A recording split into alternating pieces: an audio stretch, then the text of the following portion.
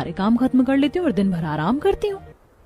पड़ोसन आशा की बात सुनकर निकिता और चिढ़ जाती है और अब छत पर कपड़े सुखाकर निकिता जैसे ही खाली बाल्टी लेकर नीचे आती है तो हॉल में सब बैठकर मूंगफली खा रहे थे। भाभी आ गई आप? अभी तो रास्ते में हूँ, ट्रैफिक लगा हुआ है ना। अरे आ गई हूँ, दिख रहा है, फिर भी बेतुके के सवाल पूछ रही है। अच्छा भाभी सुनो ना, आज मेरा पनीर वाला पुलाव खाने का बड़ा मन कर रहा है, मेरे लिए बना दो ना।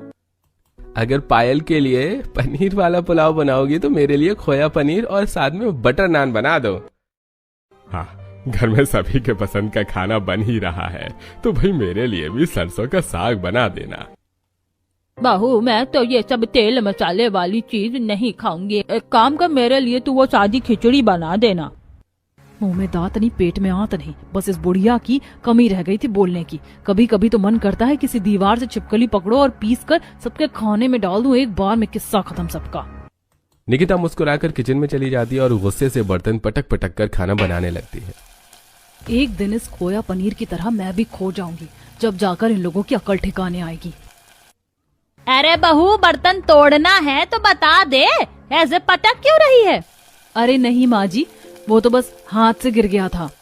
निकिता जब से इस घर में बहू बनकर आई थी तब से लेकर आज तक बखूबी उसने अपनी सारी जिम्मेदारी निभा रही थी। लेकिन बीतते समय के साथ साथ जब निकिता को घर के कामों में किसी का भी साथ नहीं मिलता तो वो काफी चिड़चिड़ी हो जाती है। तो वहीं हर सर्दी में तो निकिता की हालत और भी ज्यादा खराब हो जाती है। चलो आखिरकार घर के सारे काम खत्म हुए, बर्तन भी धुल गए, अब जाकर आराम से सोऊंगी। 12 तो बज ही गए होंगे रात के, सुबह फिर 5 बजे उठना है। हाय रे मेरी किस्मत। रसोई की लाइट बंद कर निकिता अब अपने कमरे में जाने ही लगती है कि तभी निकिता की सास कलावती। हो गया बहू काम, चल अच्छा है मैंने तेल निकाल कर रख दिया, जरा मेरे कमरे में आकर पैरों की मालिश कर दे, बड़े दर्द कर रहे हैं मेरे पैर परसों से। निकिता को गुस्सा तो बहुत आता है लेकिन वो क्या ही कहती, और अब निकिता नींद भरी आंखों से अपनी सास के पैरों की मालिश करती है। मन तो कर रहा है इस बुढ़िया के पैर दबाने के बजाय टेटुआ ही दबा दूं, एक बार में इस बुढ़िया का खेल खत्म। तकरीबन आधे घंटे तक पैरों की अच्छे से मालिश करने के बाद निकिता आराम से आकर सो जाती है। घड़ी में रात के तकरीबन 2 बज रहे होते हैं कि तभी नींद में निकिता का पति राघव। निकिता मैंने ठीक से डिनर नहीं किया है, बड़ी भूख सी लग रही है, मेरे लिए मैगी बना दो ना। हे भगवान, इन घर वालों ने परेशान कम करके रखा है क्या, जो अब आपको भी चैन नहीं है? सो जाओ चुपचाप से, वरना मुझसे बुरा कोई नहीं होगा।